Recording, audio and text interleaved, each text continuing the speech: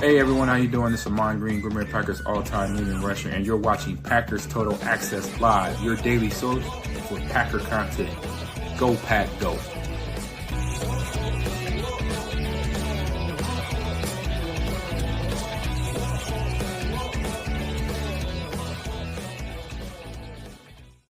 What's up, guys? Welcome into Packers Total Access. My name is Clayton. I'm joined alongside Tim in Green Bay. We got Jacob in Wisconsin. We got Emilio in Tennessee. Here to talk some Packers, here to talk Packers Cowboys specifically, as we're going to break down a ton of information for you guys and gals this evening. Obviously, it's Wednesday, so we got the injury report. We'll dive into that, give you guys an update on what the Cowboys injury report looks like, what the Packers injury report looks like. We got Adam Schefter tweets that have just fired off a few hours ago in relation to Zach Tom and other players, so we'll dive into that. We're also going to jump into the PFF preview of the Packers at the Cowboys. They're set for Sunday Night Football this weekend, and we're going to talk offense. We're going to talk defense. What does our offense look like stacked up against their defense? What does their defense look like stacked up against our stellar offense? It's going to be an absolute blast. So we're just going to dive into it all. If we have time, we'll start to dip our toe into the game plan. If you guys are a member on our Patreon group, you've probably already seen that, which it's going to get even more in-depth every single week that we break down the upcoming game. You can check that out at patreon.com/Packer Fan Total Access. Now, first, let's get that YouTube stuff out of the way. Hit like for us, hit subscribe. I hate asking,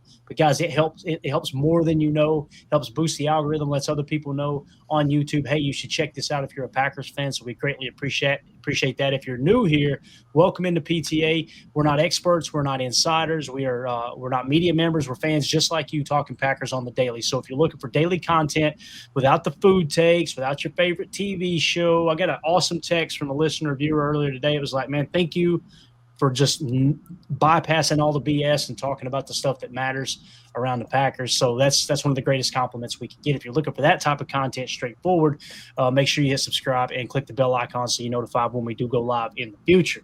Boys, how are we doing? And listen, I know he's going to hate it, but I'm going to do it anyway. Breaking news. Emilio turns the big 3-0 today. Give him a round of applause, everybody. Hey, happy birthday. You're 30. Goody's sending you your walking papers already. Too old. Wild to think I'd have to hang it up right now. I'll see you later tonight for your spankings. We said that offline, and Tim said, all right, that's it. Get your ass out of here. You're 30 years old. We're moving on. So. I can't even get my third contract. I'm at the last year or two. And hopefully somebody picks me up kind of thing. That's brutal. Boz says, congrats, Gray Bush. All right. So enough of that. Again, happy birthday, buddy. We're glad to have you on the show, man. It's a blessing to call you a friend and get to know you as much as we have. It's been a lot of fun. So, all right, man. Let's. I was almost 40 when he was born. Said Dead Fish. Nice, good stuff, Dead Fish. United Bates say, Clayton, here's $10 since it's Emilio's birthday. I'll be checking to make sure that comes through on the transfer there. I'll be making sure. Exactly. Thank you so much, Bates. You're too kind, buddy. Appreciate you, man. All right, let's get into it, boys. Let's talk a little injury report here. I've never been so happy to get the news that we got on an injured player for the Packers. You know, last week we were talking about, we don't want to see Zach Tom playing this week because of the oblique. Let him rest up. Well, we'll kind of skip ahead here a little bit. As Matt Schneidman said, Zach Tom with the oblique, Aaron Banks with the groin, and Javon Bullard in concussion protocol. All three of those players did not practice today. And then Adam Schefter fired out a tweet roughly 7 hours ago. Packers right tackle Zach Tom is not expected to play Sunday night versus the Cowboys due to the oblique injury he suffered in the loss at Cleveland. Per source, Green Bay has a bye next week to reassess how Tom is feeling and whether he can return in Week 6 versus the Bengals. Let's go around the horn with that one before we dive into the rest of the injury report, gents. I'm happy about this, man. Set that man down. And listen, I don't care if it results in a loss this week. Having Zach Tom healthy and finally getting that oblique injury behind him, I think is the most important priority here. I agree. And I mean, Shefty's not wrong here, but it's a little deceiving, right? I don't know if he suffered the oblique injury in Cleveland. Right. He already had an oblique injury and shouldn't have been out there. Lasted one snap. So hopefully at this point, we've learned our lesson, right? Let's hold this man out until he's, as close to 100% and can really go. I'm assuming that what he's got going on is extremely painful, and it's extremely difficult to play through something like that. And, you got to tip your cap to Zach Tom for trying to grit through that. We saw some of the practice footage. He was moving pretty gingerly on the practice field and still tried to make a go of it. But I think the best course of action is to give him an extended bye week here and hold him out in Dallas. And give me big Escalade out there. Let me see 71, Yes. Anthony Belton. Go ahead and give him the start. Let's throw him into the fire and see if he can hold that spot down until we get Zach Tom back. That's how I feel. Yeah. What about you, Jacob? How you feeling about it, man? Yeah, I'm totally down with that. It was a shame that I don't want to say we forced him back. Whatever the conversation was, he went in. It was one play. It looked terrible. To Jen's point, like, it was hard to seeing him so emotional on the sideline because you could tell that that's a dude that just wanted to come out there and play for his team, and he just physically couldn't. And that's something I never want to put I say I as if I'm the GM over here. By the way, if I am Goody, you're out of here, Emilio. I'm just thinking that it is something that we have to stop and think about. And, I sit him for a week. If he needs 2 weeks, sit him for 2 weeks, whatever the case is. To Clayton's point, I want to see him down the stretch more than I need him right now.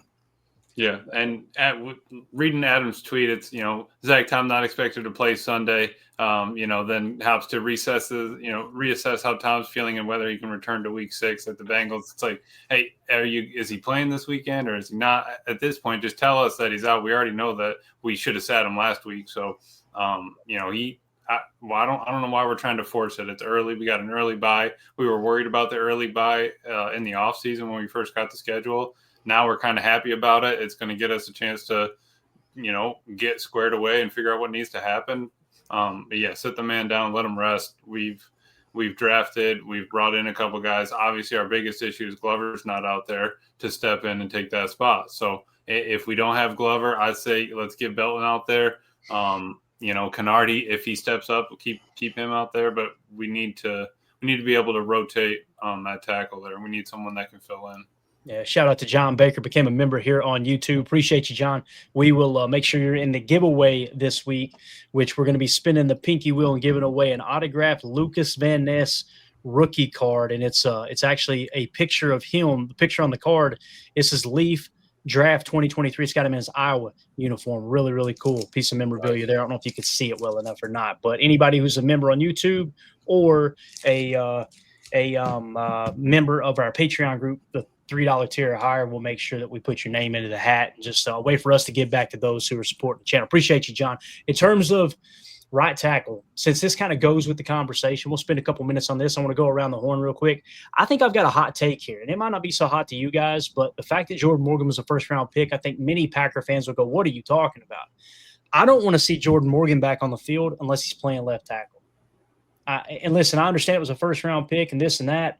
And when I say that, I mean, listen, if your starter goes down, yes, play him in another position. That's cool. But I do not want to see him starting on the offensive line unless he's playing left tackle. And I'm not saying he should start over Sheed, although I would love to see what that looks like because Rasheed Walker is praying to sweet baby Jesus or thanking sweet baby Jesus that Jordan Morgan is on this team because Jordan Morgan is catching the rap of this fan base in terms of the offensive line that people are kind of piling on right now. Rasheed Walker played like cheeks the other night. So I feel like I would like to see Jordan Morgan play left tackle and then fit Rasheed Walker in wherever. Who knows? Jordan Morgan may go out there and lay an egg, but based off what we've heard him say, what we've heard the team say, and what we've seen in preseason, to me, he looks like a totally different football player at left tackle. And again, I'm not saying that he should be the third or fourth backup at any position. I'm simply saying if all the starters, all 5 starters are healthy, I want him to just be the backup left tackle and go with it. So what you guys said about Zach Tom being out, I think, Jacob, you were the one who said it, get Anthony Belton out there. I'm completely on board with that. Belton or Kennard, and stop playing these games with Jordan Morgan. He is not a right side offensive lineman. Yep. And people are probably going, man, Clayton's coming down hard on Morgan. I'm not. I'm actually defending him. It's absolute ass cheeks that he's kind of, you're ruining his confidence. You're destroying a young player who I think will be a great left tackle because you just want to kind of be cute and fit him in here or there. I don't know how you guys feel obligated because you picked him in the first round and you're putting this unnecessary pressure on yourself to make him see the field, and it's hurting your football team. It's not just hurting Jordan Morgan. I think it's hurting us offensively as well, and it's doing a disservice to him as a player. I think you're right about that, Clay. I mean, left guard even looked shaky for him. I mean, he is a pure left tackle. And I think it's evident and obvious at this point, right? Yeah, and that's what the chat's pretty much saying. Coach Lynn says you just keep Morgan on the left side, period. I can tolerate that, Coach. I'm with you there, right? And then H.E. Solder said, I can take Morgan at left guard because it is that left side, right? And that way you can continue to hone those skills, Jacob, as you potentially step into the left tackle spot next year, rather than trying to relearn the footwork on the right side and all this and that. So what do you think, Jacob? How do you feel about that, man? Yeah, I completely agree. I think Walker has at least deserved up to this point to still maybe keep that start and see if he can bounce back and prove us all wrong. Because let's not forget, that whole starting line was booty cheeks. And it was tough to watch. Even the backups, obviously Tom having that zero passing grade from PFF, obviously not his fault when you go out after one play. I agree with chat and what Tim was saying. I want to see Belton on that right-hand side. I mean, that's what we drafted him for. We got Morgan for the left side, specifically left tackle. Obviously, if Sheed's good to go, I think left guard is the next best thing for him. We talk about how it's a lot of people think you can just switch from one side to the other. That's just not the case. The old adage goes, you ever try to switch wiping your hand with the other hand? It doesn't go too well sometimes. So for him to just expect to be plugged in and played and to perform well is just not fair. Not fair for him, regardless if he's a first-round draft pick, a second-round draft pick. In Belton's case, these guys have a specific and a preferred position. I think that Jordan Morgan is even on record saying, I want to play left tackle. That's what I played most of my life. So I think that we got to put him in a position to succeed, not to fail. Yeah, Billy, I want to get your take, but the prerequisite here that you cannot mention Travis Glover. Go ahead, sir. Oh, it's his birthday. That was like the peak of my argument. Anyway, it's Morgan's kick step just seems so much more comfortable when he's kick stepping with his back left. It seems unbelievably more comfortable for him. And even when he was on the right tackle side, he can get out in space. They did a little toss crack or whatever it was to Jacobs, and he got on the outside and he closed on that corner and sandwiched the guy. So it's like he has that ability. He's mobile, but his left side kick step is 1,000 times better than his right. And I think it just feels a lot more comfortable. I said before this week, as far as I want him to go is right guard. We bring him over to right tackle. And honestly, let's just remove that right guard. I'm where coach is. Was going to say, yeah, let's not move him past left guard and just bounce him between those two. But then you're looking at, hey, you've kind of banked on Rasheed Walker playing and you paid Aaron Banks. So someone's going to have to be losing their spot if that's really what we want from Morgan. Chase Green says, hey, Clayton, I like Belton at right tackle. Let's run some pin and pull with Belton lead block backers. Hey, see, that's the epitome of put a player in position to do what he does well. That's the type of offensive lineman he is. He's a physical guy. We've seen him get out there and pancake backers and safeties in the preseason, right? That's what he does well. Put all these guys, try to put every player on that field in the best position to do what they do best, right? That should be the ultimate goal. And I understand, listen, you gotta ask these guys to do things that they maybe aren't as good at doing. That's the game of football. But the game plan should be geared around it's just, I use this analogy all the time, but it's like sighting in a rifle. It's okay, that didn't work. Let's go back 2 more clicks here and getting that thing zeroed into where the whole unit, right? The offense as a whole and defensively as well. Everyone, you've got them as close to the center as possible for this thing to work the way it's supposed to work. It's easier said than done, but I agree with what you're saying there, Chase, for sure. Moving along to the rest of the injury report here. Let's just rattle through it real quick. I've got a couple chats marked. We'll hit that, and then we'll move on to the PFF preview. So Aaron Banks did not participate with the groin. Anthony Belton was limited with the ankle. Carl Brooks limited with the foot. Javon Bullard still in concussion protocol, so he did not practice. You got John Fitzpatrick with the groin is limited. Nate Hobbs, full participation there, still kind of recovering from the knee. Josh Jacobs with the ankle limited. Tucker Kraft with the knee/elbow limited. You got Jordan Love with the left thumb, full participation. Bo Melton, full participation. So Bo Melton's about to come off of off the injury report, I would imagine, here real soon. Micah Parsons limited with a back injury. Maybe that's what we were seeing there on Sunday, guys. Remember we talked about he looked exhausted. He looked, kind of on the sideline. You could see him kneeling down, almost looked like he was hurt or stretching. Then we thought, I guess he was exhausted. Maybe there was a little tweak in the back there. That would make sense. Zach Tom with the oblique obviously did not participate. Rasheed Walker and Devontae Wyatt were both limited. Walker had a quadricep and Devontae Wyatt had the knee. But it sounds like they feel pretty good about where Devontae Wyatt is. I was a little concerned with him coming out of that game. Now, in terms of the Dallas Cowboys, you got Tyler Booker, tackle with the ankle, did not participate. He's pretty much going to be out, it sounds like, to the best of my knowledge. He had a high ankle sprain.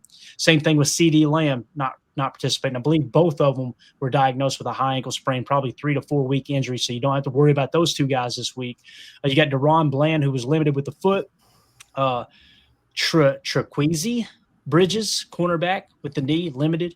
And then Trayvon Diggs, cornerback with the knee, did not participate. Dallas is banged up. It's funny, you look at our injury report and you look at theirs and you think, oh, we're in trouble. I kind of feel like it's the opposite. They got some key players that are pretty much guaranteed to miss this game, as were the Packers. You're going to kind of mix and match some of this offensive line. You guys got anything else you want to add there to the injury report, boys?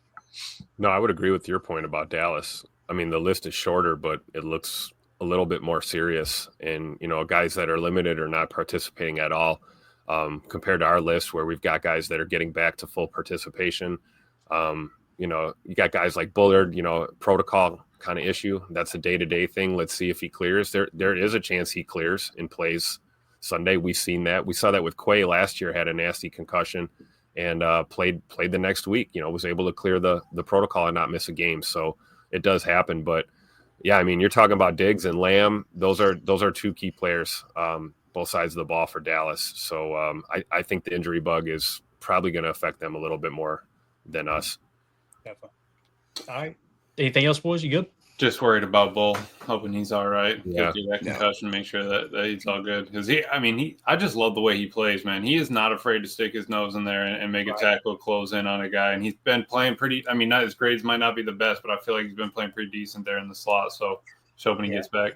To me, the thing that scares me about Bullard is he's kind of in between, right? It's like he's a linebacker stuck in a corner's body, right? So his coverage isn't good enough to really play a very high level of corner or safety.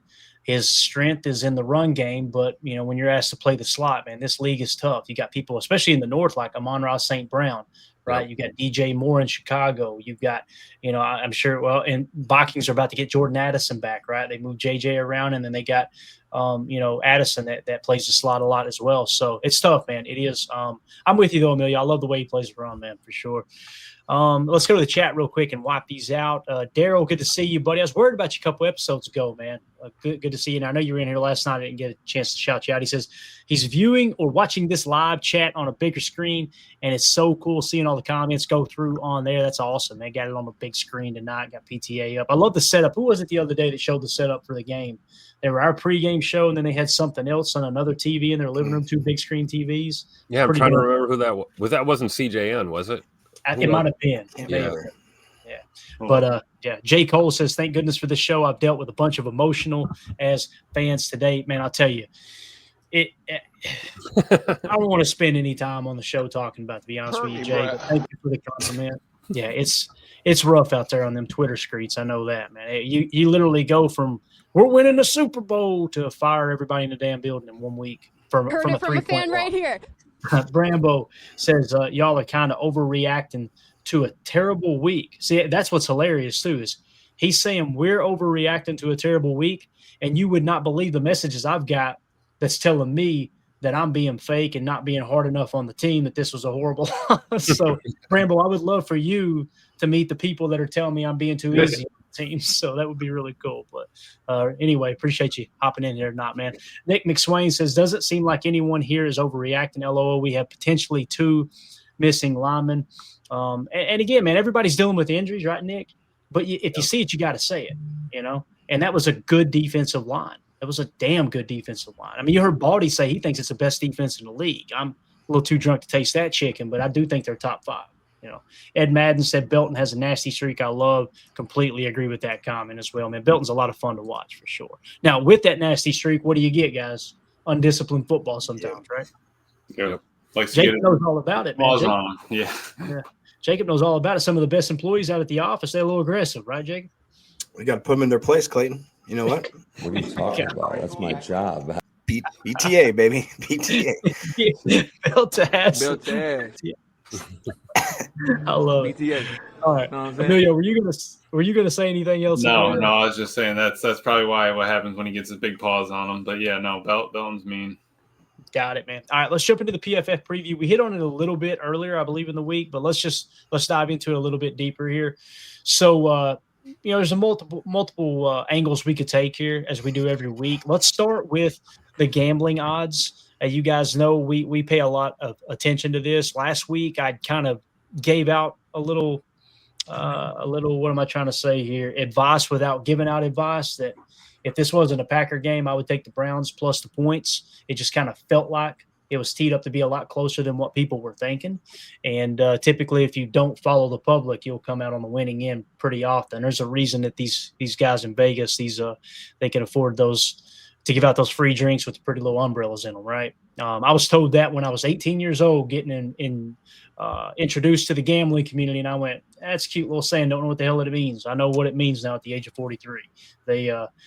They know what they're doing when they're setting these lines. So the line out of the gate, it started that the Packers were 7-point favorites, and now it is officially at 6.5 according to the market here on PFF. PFF has it much closer than that at a plus 5.9 as they break it down into 10 tenths, I guess you could say there in that regard. So what do you guys think about that line, man? It's very, very close to where the Browns line was, right? That's why you got to be careful and not count your chickens before they hatch.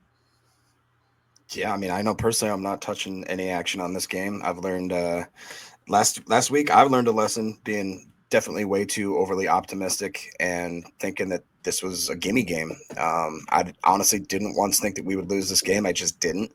And, the NFL is not for long for a reason. I mean, it changes every week. And I think that I'm going this with a big old slice of humble pie, and I'm going to try to eat it and stay calm and collected. And hopefully we put together 4 complete quarters of football and we come out with a victory. And then I'll maybe have a little more optimism heading into some bye and getting these guys healthy that we just talked about. No. Me?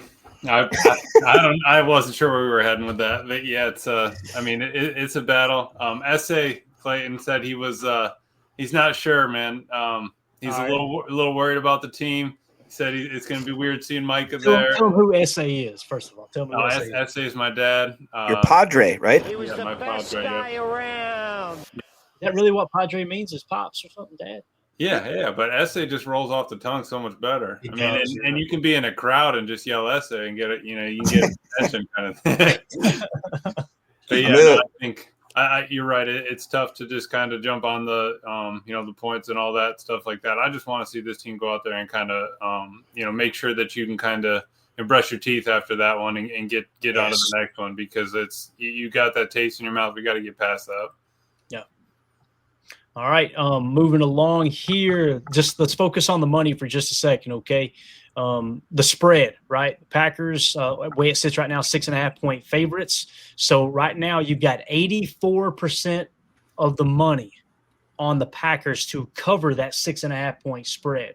That scares me a little bit, right? Doesn't mean I'm scared that the Packers are going to lose. It just simply means, boy, oh boy, that's a lot of money on people thinking the Packers are going to cover that 6.5, basically meaning they're going to win by 7 points or more, right? And then the bets, the slips themselves, 65% there. So it's the public's really, really heavy on the Packers minus 6.5. Now, when you look 65%. 65%. That's what the money line's even heavier. Now, you notice the juice here is 267 on Dallas, but look at the percentage of the money, guys. 95% of the public's money is saying the Packers are going to win this one outright. And then you've got 90% of the bets are on the Packers to win outright. So you've got the slips, 90%, the money overall, 95%. The public is really, really heavy on the Packers to win this game. So let's jump over and look at the team metrics real quick before we get into some lineup matchups. Tim, I want to get your take on this. They've got the Packers ranked 4th overall, and they got the Cowboys ranked 22nd overall. Power ranking on defense, the Packers are 3rd in the NFL. The Cowboys are 31st. Power ranking on offense, they got the Packers at 12, the Cowboys at 14. Strength of schedule played so far, pretty darn close. to being even here, Packers have played the 13th toughest schedule according to PFF. The Cowboys have played the 17th toughest schedule. Average offensive snaps for the Packers is 62.7. The Cowboys are getting an average of 13 more snaps per game on offense than the Packers. Percentage of run, the Packers are at 47.3%. The Cowboys are only at 31.8% because they're trailing a lot because their defense has been struggling so bad. So obviously the percentage of passing, the Packers are at 52.7, and you got the Cowboys at 68.2. EPA per run, the Packers are negative 0.15. The Cowboys are negative 0.03. So according to expected points added, the Cowboys have a more efficient running game than the Packers. However, you got to also take into consideration that how often they're losing as well, right? Yep. So that plays in a little bit as well. EPA per pass, we are at a positive 0.19. The Cowboys are at a positive 0.07. Although, Tim, Dak Prescott, 90.2 PFF grade, Jordan Love, 79.6. Both. These are two great quarterbacks here. Passer rating when clean, Jordan Love has been as good as he's ever been in his career at 136.9. Dak in a clean pocket, 96.0. Under pressure is where Love is struggling this year to 48.8. Dak is pretty cool hand Luke here at 66.9. Not horrible there. What do you think about all that information, Tim? You got the floor. Tell me how you feel about this. I still don't understand how Dak is a 90.2 PFF grade with looking at the rest of his numbers. I'm not knocking Dak Prescott, but if Jay Money's at a 79.6, I don't see Dak being a 90.2. And of course, PFF won't explain how they that number anyway. No use wasting time on that. But I do think that when you look at the metrics, this is the opposite of what we dealt with Sunday with the Browns, right? We're dealing with a team now that their offense is their strong suit. The defense doesn't seem to be overly intimidating, kind of like Cleveland's defense looked on Sunday. So I would anticipate that when you look at, number of snaps, average offensive snaps, I would anticipate Dallas probably having less snaps, us hopefully controlling, the game through our defense and, allowing our offense to go out there and do what we know it's capable of doing. So I think, the power ranks with offense, that's the interesting part. You want to look and say, oh, this could be a shootout. But I do think our defense is going to answer the call and, play closer to that form that we saw them playing with in week 1 and 2, I think, down in Jerry World. So still think it's going to be a close game. That's why I hate doing score predictions, but I do see us getting back on track. But by no means is this going to be a boat race in either direction, I don't think. Yeah, Jacob, the over-under is set at 47.5. Obviously, it's going to be played indoors at Jerry World. I could see the Cowboys. They score a lot of points, right? The best of my knowledge. I mean, they're not like a top 10 offense, but they're pretty solid. Jacob, I feel like Dak's played pretty good football, but now he's going to be without CeeDee Lamb. I think it's going to be a tough road to hoe for them. How do you see this, man? Yeah, I agree. As far as the PFF grades go, it's just take it with a grain of salt. But like Jen said in the chat, she said something about that last game probably dinged his PFF grade. I agree with Tim, though. I don't think that Dak should be in that 90 region, but it's 3 games in, so that's liable to change and average out a little bit. I really did like what Sish said. We got to stop Javonte Williams. Got to get to Prescott, put pressure on Prescott and Pickens, then let the secondary do the rest. I think that's the perfect game plan right there. Obviously, not having CD is going to be a big issue for them, but we can't pretend like George Pickens is maybe, weird in the head and a certain type of character he may be. He's got a lot of talent.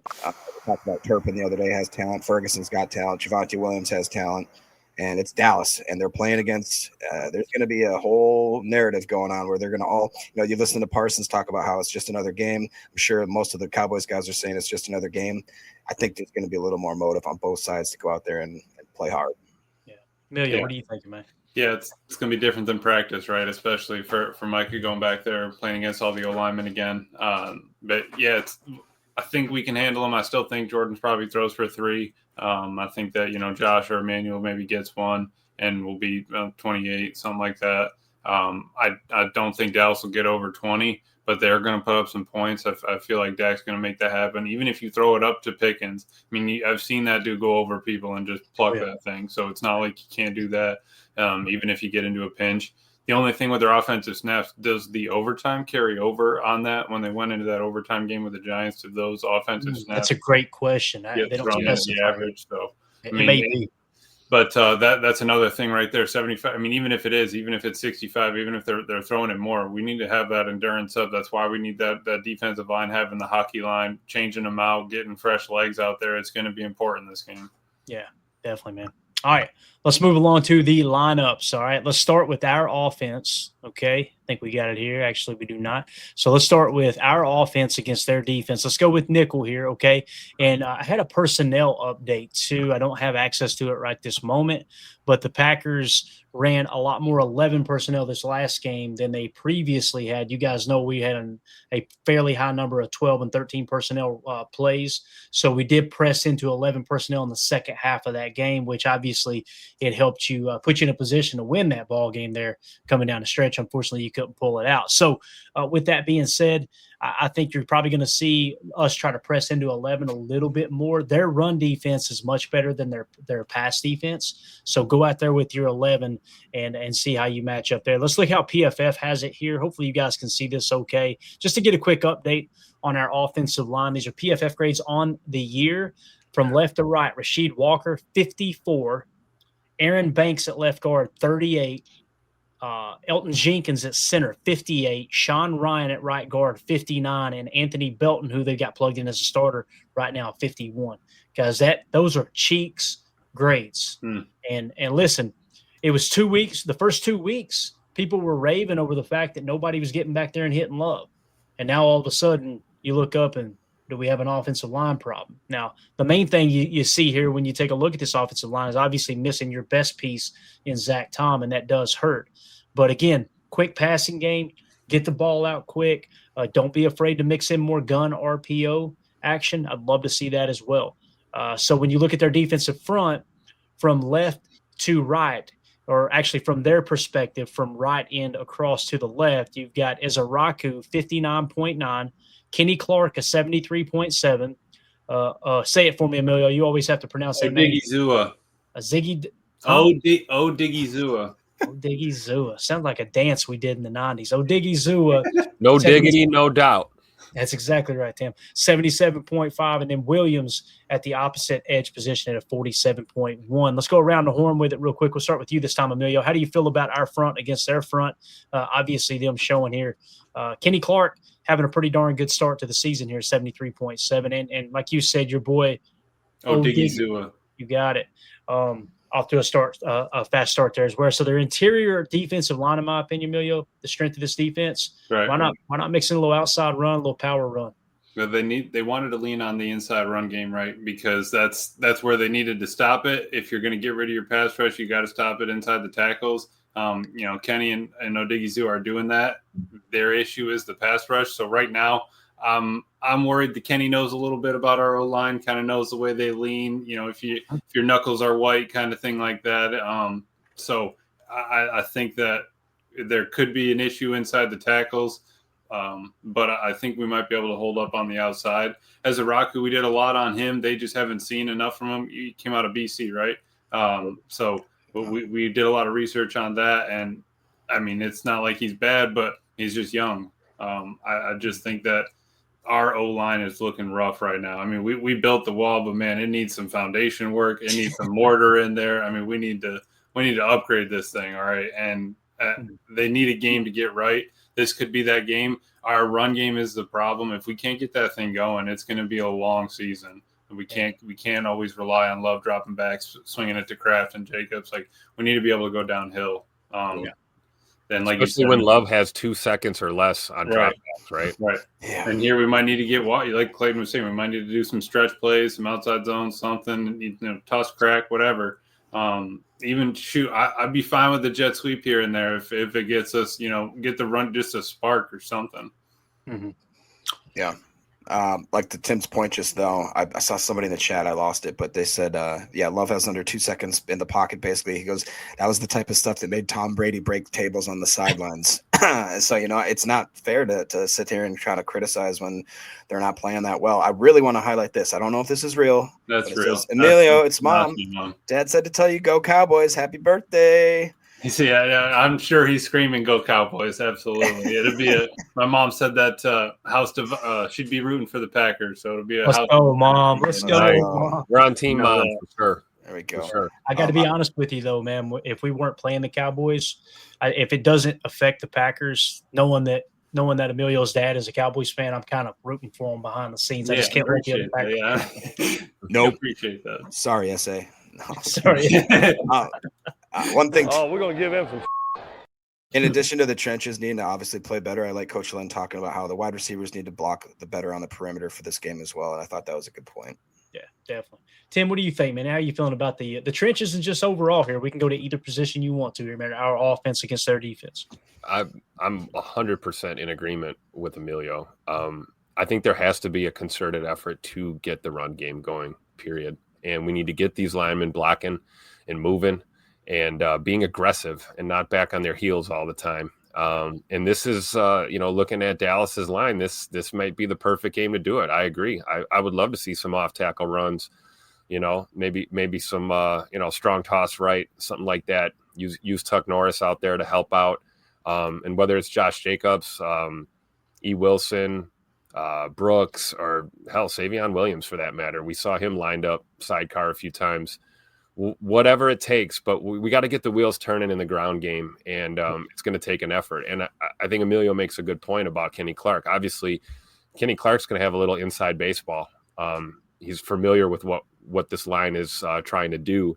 So if we know that, maybe we can use that against them and just find a way to work around it. But I really do believe that if we put that kind of pressure on this Dallas defense, it's going to really open up things in the passing game. We already talked about, they're banged up really bad in the secondary. I mean, we're looking at Diggs and Bland here on the chart. Strong chance neither one of those guys are on the field here. I think Bland might have the best chance to go. And then they look a little thin there at linebacker as well. So, I mean, I think the key would be to run right at that D line, man. We may have to run in between the tackles just to keep them honest a few times, but I think we're going to generate the most success on the edge, like Emilio was saying. I agree. Yeah, definitely. And again, their linebacking core looks pretty rough here. Murray Jr. 37.9, Sanborn 52.7. So that's definitely a weak spot there. Utilize play action and take advantage of the fact that their linebackers are struggling quite a bit. If you get that thing stretched VC gap in either direction, boot action opposite, and get those guys stretching horizontally and then open up that second and third window down the field, I like our chances in the passing game. I kind of feel like this is going to be a big Jordan Love game, personally. I want to point out, we're talking about how bad the offensive line has played here recently, right? Jordan Love's still grading out as the 9th best quarterback in the league. That's pretty impressive, guys. Pretty darn impressive. Again, he's 4 points higher than where he was last year. Last year, he finished the season 75.8. He's at 79.6. And the big topic is the Packers' offensive line being banged up with injury and also struggling here recently. And again, does the offensive line struggle that bad last week if Zach Tom doesn't leave the game? I don't think they do. Aaron Banks, it's easy to look at that 38 and go, boy, he's cheeks. We whiffed on that. Guys, he hasn't been healthy since camp. He's been battling back injuries and this and that and the other. I'm not making excuses. I'm just being realistic here. Like, we keep rolling those guys out there banged up and expect them to play like nothing's wrong. Next thing you know, they're coming out of the game, and now we're a little light in the loafers when it comes to, backup offensive linemen. That's obviously a reason why they activated Brant Banks this week or signed him to the active roster, right? They were expecting, anticipating, hey, let's just sit Zach Tom down. But again, I think Love's poised to have a good game here against the Cowboys. I just don't want anyone to take that as, let's just go out there and throw it all over the yard. I'm with you, Tim. Establish the run, even if it ain't beautiful, keep them honest with the run. Let's set up some play action off of it. So. Absolutely. Because getting that run game going is also closing out the game at the same time. If we get a 3-touchdown lead, I don't need Jordan Love dropping back still 50 times a game. And we need to be able to get 3 yards of carry and keep the chains moving. Or start digging in that swing pass bag a little bit. You can create a run game with some backfield passing creatively to kind of get things going. If you're just running into a wall all the time, I felt like I was waiting for those on Sunday in Cleveland, and we didn't really see much of that at all. So I'm wondering if Matt maybe goes and we start seeing some swing passes to Josh Jacobs out of the backfield. Or Savion Williams out of the backfield. I think the one time they did do it, it was a pretty decent gain, if I remember correctly. Yeah, I think we only had one. Yeah. Yep. 2-0 for this in the chat said Mike Wall made a video about how the Browns defense basically was able to key into the snap and we made no adjustments. That's the other thing. We're anticipating that being fixed this week, right? 2-0 for this. So it's just one of those. You're going to have to if you're going against Kenny. I mean, he's not going to let a knee lift tell him not to rush. I mean, that was too. I would sit on that in modified football if I saw a dude doing that. You know what I mean? Like we need to be able to switch that up. Or I need Jordan to just scream it. Like if you need to scream that count out and you don't have a voice after every Sunday, that's fine. But if we need to figure something out there with the snap count.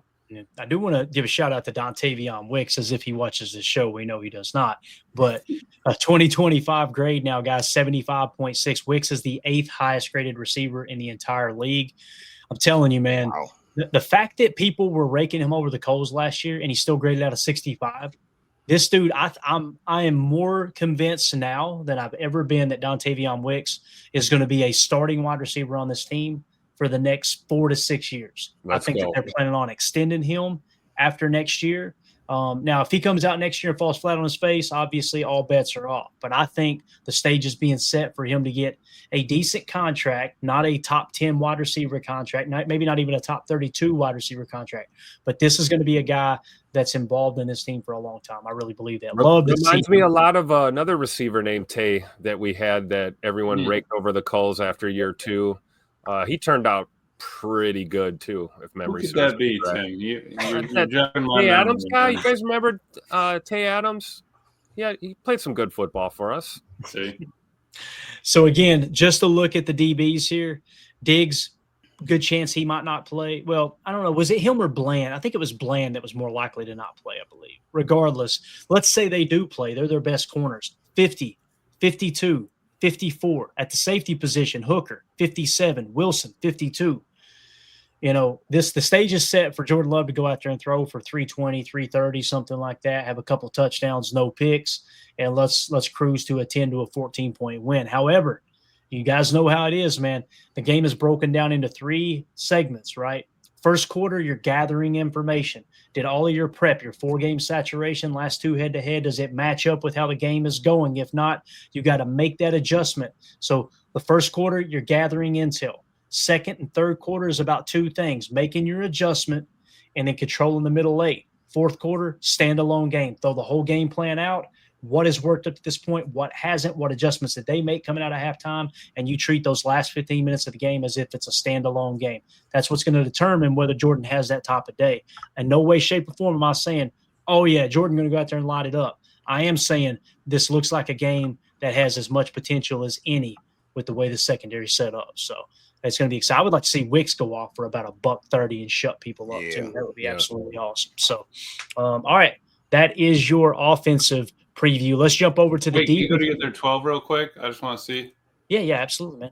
You want to go to let's see here, 12. You're talking about our 12, right? Yeah. I just wanted because Fowler came in. I was wondering if they had him in there. Dante Fowler Jr.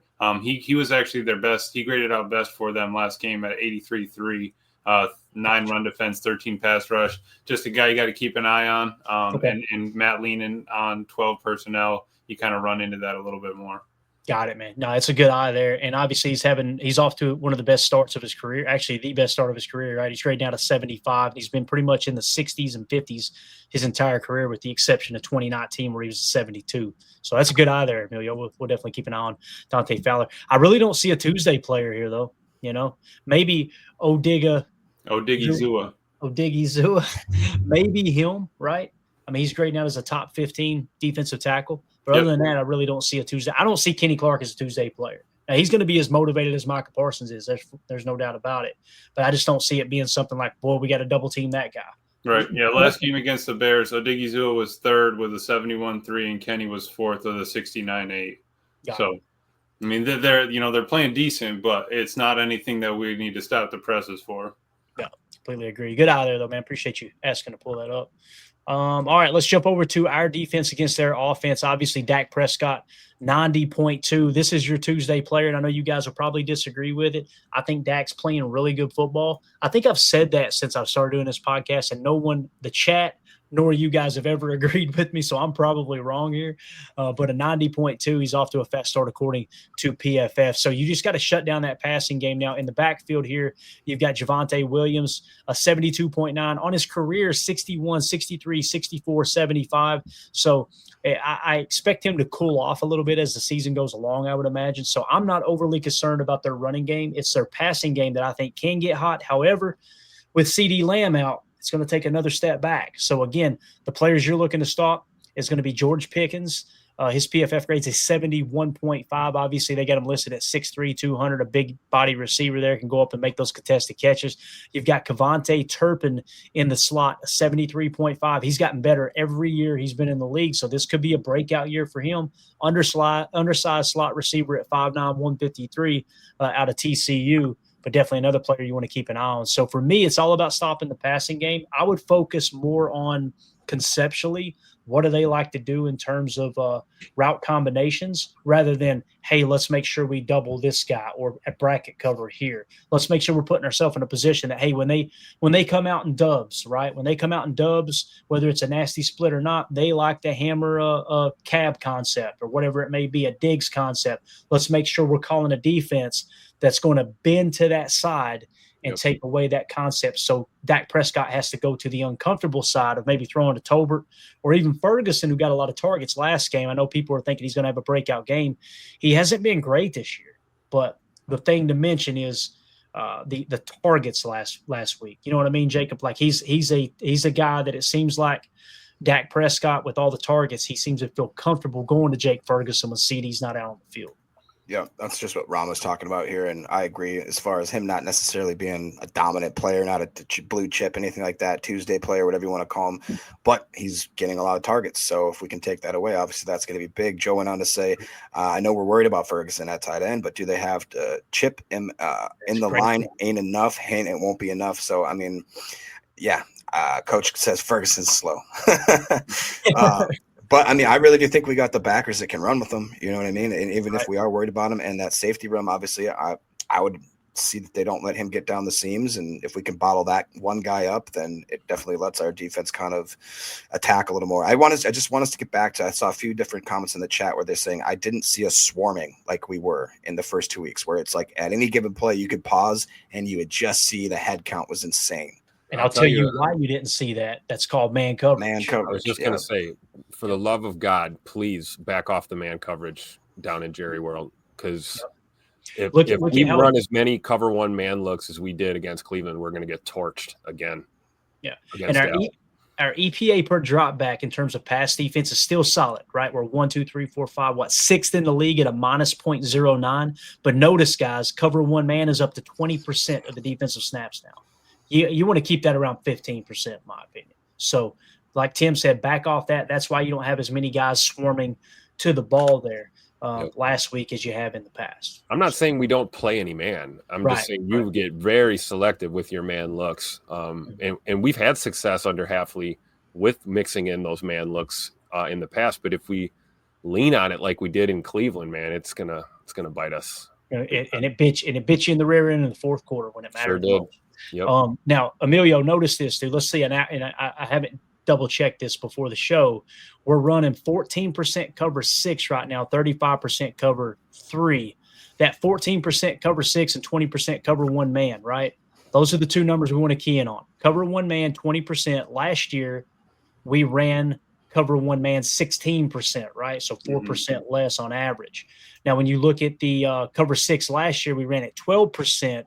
This year, we're at 14%. So it's pretty on par, right? What are we doing different here when you really look at this? Cover 3, 35, cover 2, 20, if that's right. So we're playing way more cover 2 zone, it looks like. Or we played way more cover 2. No, not really. Right? No, we're about the same all the way across the board. Honestly, I think the biggest thing is he's leaning on cover one man a little bit more. Kind of strange. Do you think so? It's kind of strange. Yeah, because I have more faith in our guys if we're one-on-one and we're bringing the house. Like, look at the Vikings up top. They're at 4% cover 0, man. You're bringing the house. Everyone's manned up. Cover 1 man, they're at 6. Cover 2 man, they're at 3. Altogether, they're only at 13% man coverage. We're at 21% man. So you're asking your guys to do a little bit more.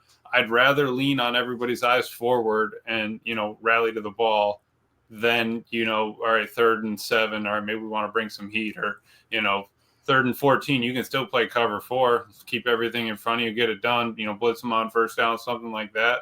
But yeah, Hafley just maybe got a little bit, too deep into the cover 1 man, and that's just because he has faith in his guys, and I appreciate that. But maybe we just need to take a step back. Hey, where are we down in distance? All that stuff. I'd like to see some more of this if we could. Yes, sir. Haven't seen much of this in a few weeks. Yeah. They definitely tapered off last week. It didn't make a whole lot of sense to me, man. It really didn't, because I felt like the only way Cleveland was going to stay in that game is if they got the running game going. And then lo and behold, even playing a lot of cover 1 man, you felt, well, we're containing their run pretty good, right? The defense played good. I don't want y'all to take this the wrong way. However, that one explosive play that got loose where Edgerrin Cooper got bear hugged from behind, blocked in the back and held on the same play. They didn't throw the flag. That was cover 1 man, and that was an explosive for whatever it was, 34 yards to set up the first points of the game with that field goal for the Cleveland Browns. So, yeah. Let's see. Deadfish says Green Bay has the number 1 scoring defense, averaging 14.7 points a game, probably under 7 points a game for the first 55 minutes. That's a great observation there, Deadfish. Great observation. Just got to clean it up there toward the end for sure. There was something else we're going to hit on here. There was something in the chat I have marked. Where's it at? Sixish said, I think you marked this, Jacob. Thank you so much, buddy. Who will play for Bullard? Jacob, you're the big Bullard guy, man. Tell me, let's assume Bullard's out. Who are you putting in the slot? How's your DBs going to look like? Give me your nickel 4-2-5 cornerbacks on the field. How would you play? I would probably lean with wanting Hobbs to slide in there. Hobbs or Nixon, and then get Carrington in here with more snaps, and whoever else isn't playing in the slot, throw him on the outside. I like the way that Hobbs plays ball. The last game was a little suspect. I saw I don't want to say he was pulling up on certain plays and maybe just looked a little lost in the wash sometimes, but I like his sort of physicality that he plays with, aggressivity, if you will. Built to ass. Yeah, I kind of like what Coach is saying here, CV and Nixon on the perimeter, and then put Hobbs in there. Not so cool coming in hot, Melton at the slot. Oh, boy. Whoa. Hold on there. Hold on. So I love what you said about Carrington Valentine. Many people don't know this, guys. He is grading out a 77.4. He's had 131 snaps, right? He's the 3rd highest graded defender on this football team. He's the 11th highest graded corner in the league. Keyshawn Nixon is 6th in the league at a 78.4. So but it's more realistic to move Keyshawn to a slot role than it is, I think, to put Bo in the slot at this point. That's just my take on it. I'd rather have Bo on the boundary. See, the way I would play this is, let's assume Bullard's out. I'm putting Hobbs in the slot, keep Keyshawn out there where he's comfortable. That's where he's played his best football since last year, trickling right into this year. I completely agree with you, Jacob. And like you said, now throw Carrington Valentine out there. This is probably going to be a hot take too. My opinion, if Javon Bullard wasn't a 2nd-round pick, he would not be starting. If he was a 5th-round pick, he would not be starting on this defense. That's my personal opinion. I think you would have Hobbs in the slot. You'd have Carrington on the boundary. And then whenever you go to your base set, those rare, however many it is, 15, 20% of the defensive snaps, I think you pull Carrington off the field and put Hobbs out there just because you're paying him that money.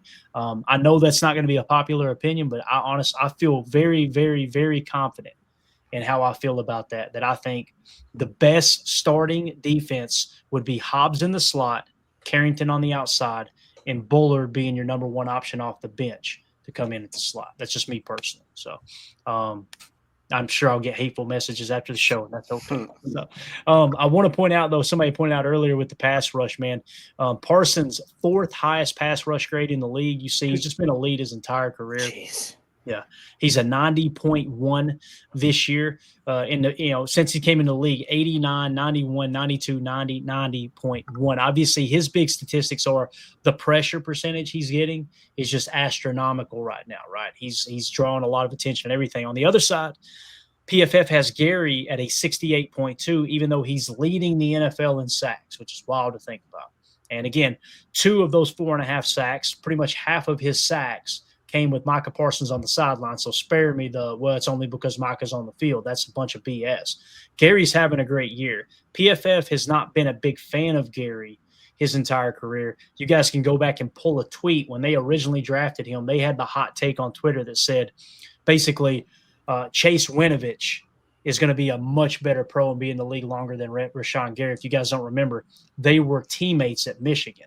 Yep. And for whatever reason, PFF has not liked Gary since he came in the league. They just couldn't deny it in 2021 where I think he had a 20% whatever it was, pressure rate or something crazy. It was right at 20%. So Gary off to a very fast start along with Micah Parsons. Also, Devontae Wyatt in the middle here was 71.5. 77.8 pass rush grade. I think we got our 3-tech. I feel very comfortable that we got our 3-tech. It doesn't mean you don't keep swinging in the draft and try to find another 3-tech. You never have too many 3-techs, just like you can never have too many edge defenders, right? But I'm feeling really good about where Wyatt's at. What's your all's take on that? Excited. Yeah, I guess more than anything, I'm more surprised that his pressure rate is pretty impressive too, right? I mean, we've got a bunch of guys. I can't remember the exact schematic I sent you, Clayton, where it was one of those XY axis type things. And of course, in the far right corner was Myles Garrett, an absolute football field away from everyone. Then it was Micah Parsons, super far away from everyone. And then in that little grouping, there was LVN, there was Gary, and there was it was just for edge rushers. But if you look in the D tackle pressure rate and percentage and all that win rate, I think he's right up there, if not one of the best. And if he doesn't hurt that knee late in that game, who knows what could have happened with his stat line now too. Right. And you don't see LVN on these graphics. I just switched to the base to see who it put in. Kobe Wooden, 72.1. He's the 28th best defensive tackle. That's your 1-tech, right? Nice. He and Carl Brooks are your 1-tech. Now, LVN isn't showing up because they don't have him listed as a starter here. LVN, guys, 74.2 PFF grade. He's the 34th highest graded edge defender in the league right now. So I just wanted to mention that. Emilio, what do you got to add to this? Now I'm going to turn it over to Tim. We're going to talk a little Quay Walker here in a second. Love that. Yeah, our front men, we need to get some pressure on Dak this week. You're going to have to bring 4. You're going to want to kind of stay in coverage, make him make those passes, sort of thing. Maybe bring some of that sim pressure that you did a lot last year, but you didn't need to rely on a lot at the beginning of this year. But sprinkle that back in. Excited about Wyatt. I think that he's really stepping up. And Wooden, man, I got to give some respect to my man. I'm sorry that we were doubting you because you've been killing it. I've seen him down there. He's not afraid to line up, head up over the center. He's played that no tackle role. He gets in there and gets dirty. So appreciate him. Glad that it's worked out. Talk about a guy who put in the off-season work. Yeah, absolutely. Kobe Wooden, for sure. I mean, you just look at the grades and you can see the drastic change. I think it's a testament of his off-season program. And then he had a really good camp as well and has just kind of hit the ground running and continues to play really, really good football. And, I think that's a pleasant surprise, right? I think caught a lot of us off guard. We were talking about him possibly being a bubble guy at one point. Right. And lo and behold, he's proven to be really reliable. And then, I think that combined with the way, Devontae Wyatt has stepped up is probably why Goody went ahead and greenlit the trade with Kenny going to Dallas, just because we had that confidence between, Wooden, Brooks, and Wyatt there in the middle. So. Definitely. Let's focus on backer here. I'm going to stay with you here, Tim. This is exciting stuff. As Ron Sample said, did you guys talk about Quay being one of only 2 linebackers with 25 chances to make a tackle to not have a missed tackle? So Quay's tackling ability this year is on point. And also when you look at the PFF grade, he's now the 21st highest graded backer in the league, higher than Edgerrin Cooper, a 70.4. And again, contract offers on the table. The way he's playing right now, according to PFF, maybe that's why he hasn't signed that thing yet. He's looking for Goody to sweeten that deal a little bit more. But what do you think about Quay, man? Off to a good start here. I love it. I've been carrying the Quay Walker torch for 4 years now. And I'm proud of my boy, my Georgia Bulldog, man. I think you're right. It's a contract year, right? So it's an audition. And, hey, I think the Packers are content to let him continue to ball out. And I think Goody will get something done. It'll be something that will make sense for both parties. I think Quay's going to get a little bit of the bag, as the kids say. Give that man the bag. But I don't think it's gonna set us back or anything, or it maybe not be super long term, but it will keep Quay Walker here for the foreseeable future on a better contract. And he has proven to be steady Eddie, as Jacob would say. And really, we've gotten that from all of our backers, honestly, this year. I think Zay McDuffie's been playing damn good football this year for us, both as a special teamer and still out there grinding it away. Whether he's, the Will or the Sam, he's just proven to be a tackling machine, great in the run fits. And actually, honestly, his pass coverage at a 59.8 is actually an improvement, I believe, for him too. So that's a pleasant surprise. And then, but yeah, what can you say about Quay Walker though? A guy that's been through a lot of ups and downs. You talk about a guy who's been raked over the coals by the fan base. And Quay has kept his head down and continued to grind, coming back really nicely from that injury that kind of cheated him of a lot of reps during camp. And he's playing really good football for us right now. So, Tim, are you trying to say Pay that man his money? I'm not trying. I've been saying that. I've been saying that. I kind of figured they wouldn't exercise the option on him, and that this is kind of how this would pan out. And I think, like I said, it'll be somewhere in the middle. He'll get his money, but nothing that anyone should freak out. I wouldn't be surprised if we find out after the deal's done that Tim was actually Quay's agent the whole time. That would surprise me one bit. So, anything else you guys want to hit on defense here before we wrap this thing up, man? This has been fun. I want to give a shout out to Sixers. Says this is the best channel for Packers content, straight up PTA and Basariski. We appreciate the kind words there, but I'm a big Baz fan too, man. You guys, that's a great channel. If you haven't checked it out, I'm sure you have. If you found this channel, make sure you go check out Baz over at Basariski Productions for sure. So, thank you for the kind words there, Sixers. Anybody got anything else on defense here? Anything at all? Is there anything we missed? I mean, what would you be comfortable now as far as a contract for Quay? Chris the Casual and Inside says Quay gets 4 years, $56 million. I don't know Pay necessarily. that man his money. I'll let y'all go around the horn with it. What's your annual per? I mean, I guess I don't quite know what the going rate for 50 years, $550 million. You guys go around the horn with it. I'm going to pull up Spot Track and see what they've got I across have the no league. idea what Spot Track's going to say. I'd be happy with 4 at 50, probably 12 and some change per year. I mean, Quay deserves it. I think that he's gotten a lot of heat and not enough slack. And when he finally gets a good running mate, and you see how fast his defense can be, he's starting to take off. And again, I think you kind of get him back a little bit more to facing on the ball.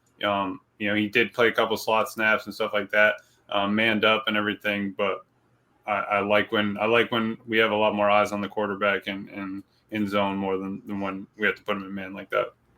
Well, and it seems like he's just been playing complimentary football because, like you said, now we finally have an amazing edge rotation, another guy that's just an absolute stud and Coop behind him. Obviously, we have a field general and X right behind him as well. So he maybe they took a little bit off his plate. And it seems like that everybody, if you look at these PFF grades, has kind of elevated their game this year. And maybe you can't pin it on one player. I know most people would probably say Parsons, obviously, because that's just kind of in vogue to do. But I think that they're just playing complementary football with each other's skill set, and it's just letting a lot of them run free. Yeah. Here is the contract averages for stack backers across the league. Okay. So again, this doesn't mean it's their cap hit.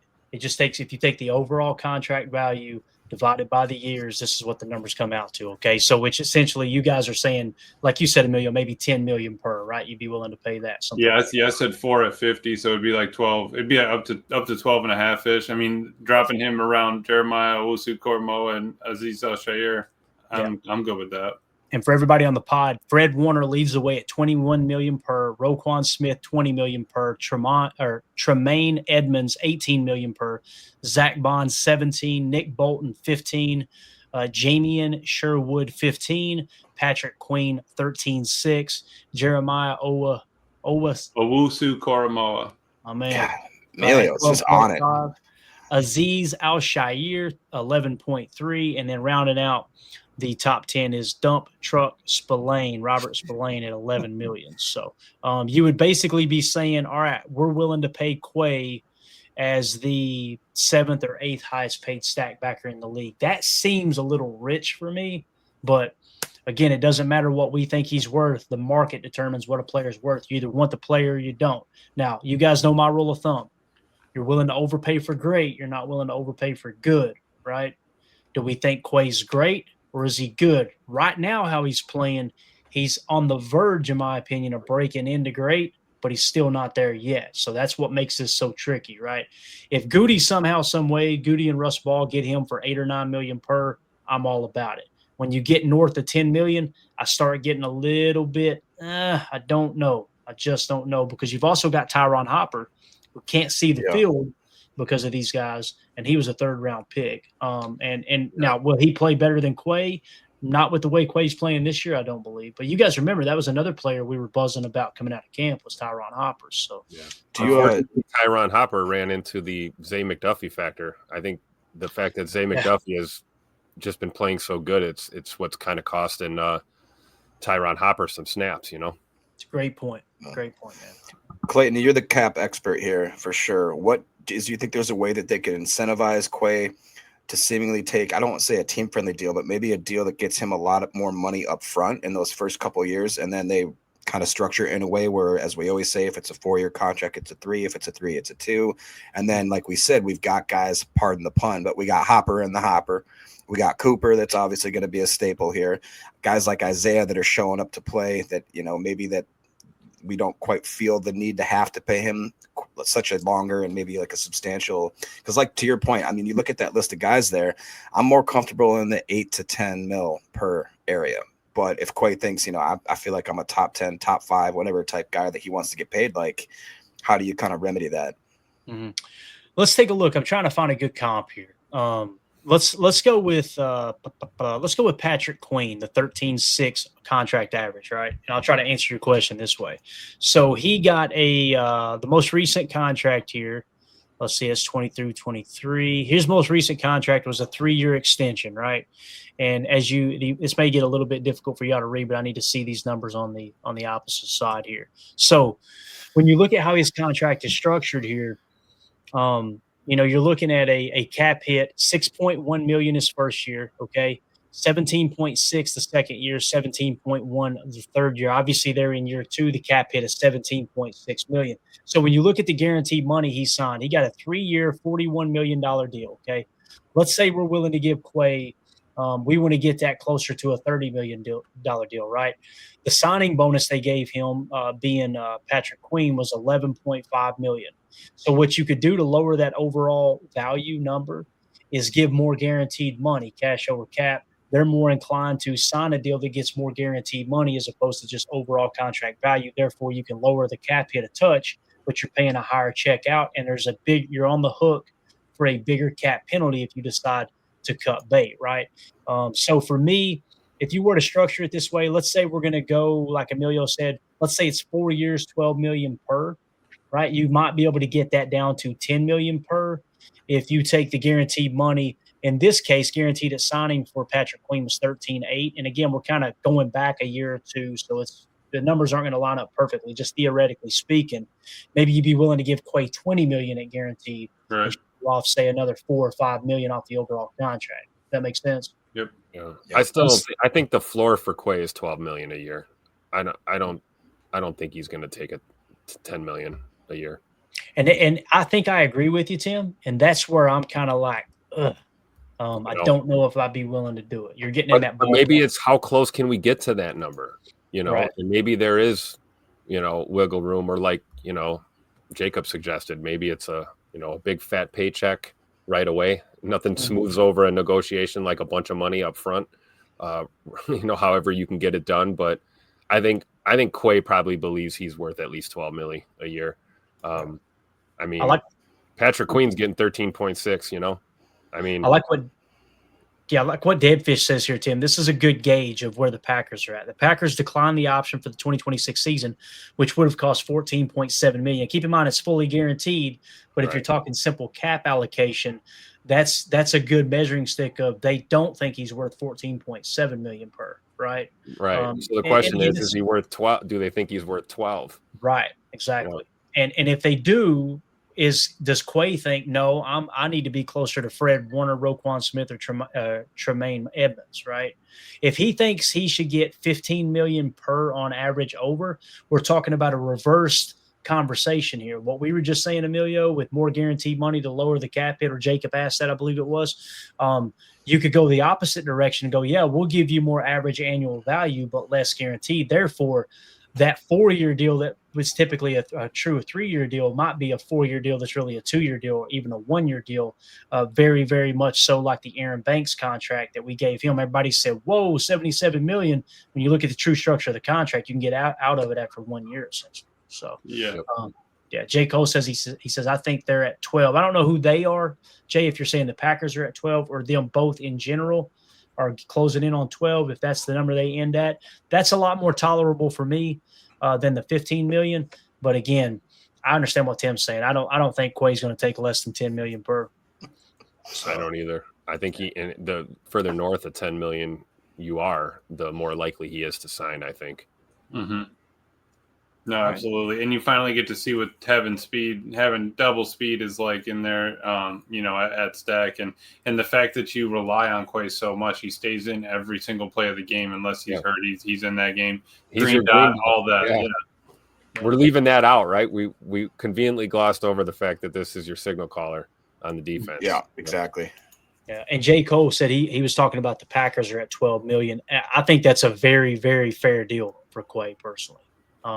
Now, it's not to say he doesn't. If he thinks he deserves more, who am I to say, he shouldn't feel like that? It's silly, right? Go get all the money you can, big fella, But that 12 is, if the Packers are offering 12 million per, and let's say it's 15 million fully guaranteed at signing, I can tolerate that. I'm good with that. Now, if Quay's saying, no, give me the 12 million per and 20 million at signing, we're probably got a problem there, right? So, nonetheless. Go ahead, man. Sorry. What do you think about Nick McSwain's comment here saying, like 8 months ago, we were talking about him not being on the team. I'd like to see more before committing a ton of money. It's a very good point, Nick. We're 3 weeks into the season, right? And when you say we were talking about that, I think I was talking about that. I don't want to put words in anybody else's mouth. I don't think Tim was feeling like it. Tim is since day one. That wasn't Tim.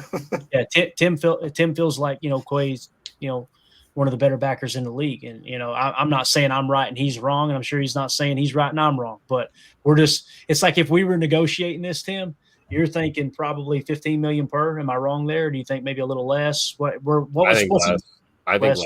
I think Quay would like to be at or higher than 12 to and there's lots of ways to get there, right? That can be 10 million salary plus incentives, whatever, signing bonus. Yep. There's ways to do that. I think where most of the fans' concern is we've got guys like Kraft and Reed, and there's other players that need to get their money too. And you worry about what does that mean if you like you said, if you overpay in certain areas, what does that do to the rest of your roster? That being said, though, Quay doesn't strike me as a guy that wants anything more than just what he feels that he's worth. I don't see him being overly greedy during these negotiations. I think if it's something in the wheelhouse, there's a chance they get a deal done. And maybe that does mean a 4-year deal that's really a 3-year deal, or whatever it has to be to make sense for us going down the road. But I do feel like we don't have an immediate answer. If Quay Walker's if he's not a Packer next year, then what, you're just going to slap the green dot on Tyron Hopper, obviously I think it'd be Edger and Cooper. Yeah, that would definitely be cool. Could be Zay McDuffie. We know if Quay wasn't playing now, it'd probably be McDuffie would probably have the green dot.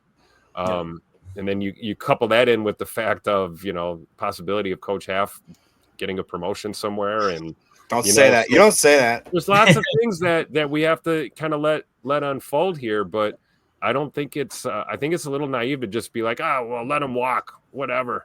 It's like I don't know. I don't feel that good about what's coming up behind him. So I think, it would help us if the Packers are willing to negotiate, which clearly they are. The talks are ongoing, and Quay's just doing what Quay does. He's going out and playing football, and that's what you want from your guys. So yeah, I don't think we just let him go.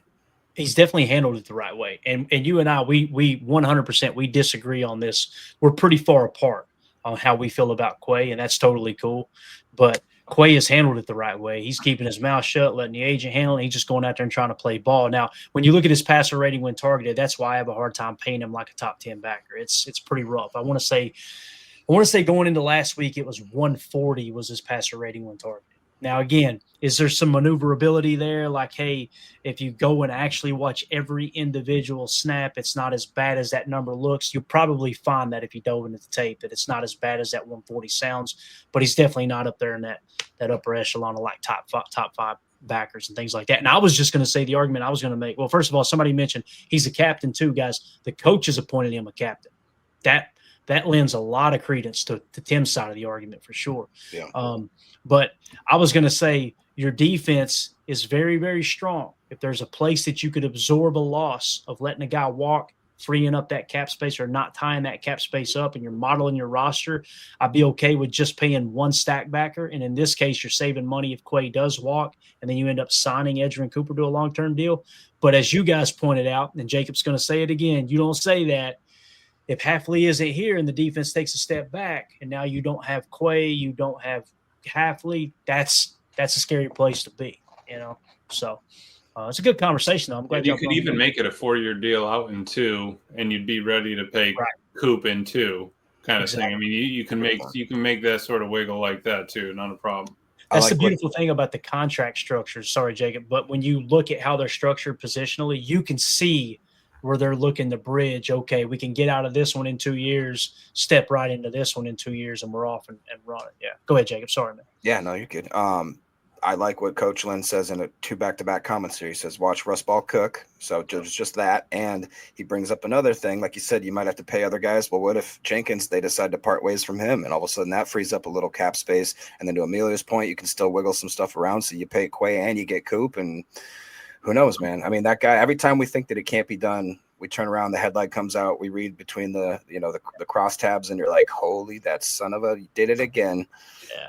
It can always be done, man. It's just, like I said, the cap is not fake. I'm not one of those guys, okay? The cap is not fake, but it is very, very, very time sensitive, meaning you just have to know what the modeling is moving forward. How are you going to model your roster out? How are you going to project your roster out and be prepared if plan A falls through, plan B's in place, and you're 2-3 years ahead knowing exactly how the cap's going to fall into place. That's the main thing. Some of these teams, they kick it out, and then you look up, and for 3 or 4 years, they're in absolute cap hell. They always get under on the cap, but they're not fielding the team that they originally had planned to field because they got behind the 8 ball, and that it's very, very, very, very date sensitive is the best way to describe it. So, yeah, it's a good conversation though. I'm glad we brought it up. Thank y'all for that. So, anything else, boys? Let's get out of here. Let's wrap this thing up, man. Anything else y'all want to hit on before we go? Happy birthday, Emilio. Thank you, Jake. I appreciate it, man. That's about it. Go. I'm good. No, that was I'm very, very seductive way to say happy birthday. Yeah, I'm going to sing him the real happy birthday song. Come to your birthday party? I like to think that the light at the bottom of that, put that back up there, Tim. It almost looks like candles on a birthday cake. Like they're celebrating around the birthday cake. I can't wait to the day that somebody shows Travis Glover this. I'm like, what the hell are they doing? What is he going to say? I think he's going to want, like, he's going to have like a little, I don't know, maybe a. He's going to get a restraining order against you.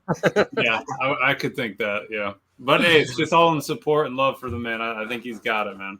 I think his reaction would be. What's Brett Favre doing here? No, it ain't. No, that's the wrong one. This one.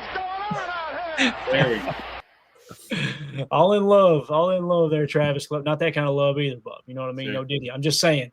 Emilio was a big fan. That's all that picture means. And we created it. He did not. It'd be different if that was his Facebook profile picture.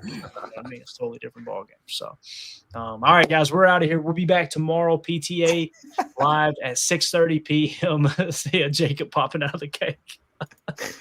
I just imagine Chris Farley from Saturday Night Live. Remember he was a Chippendale dancer? Mm-hmm. So we'll be back tomorrow night, 6:30 p.m. Central for PTA Live. We're going to do the game plan, and I'm going to continue to add to it over the next 24 hours. It's just going to be a very, very in-depth breakdown of how this matchup. We showed you the PFF matchup. Now we're going to go through and talk about specifics, how you want to attack this defense, some of the strengths, weaknesses, maybe some things that we might be overlooking. But guys, appreciate y'all hanging out with us, man. This was a lot of fun for sure.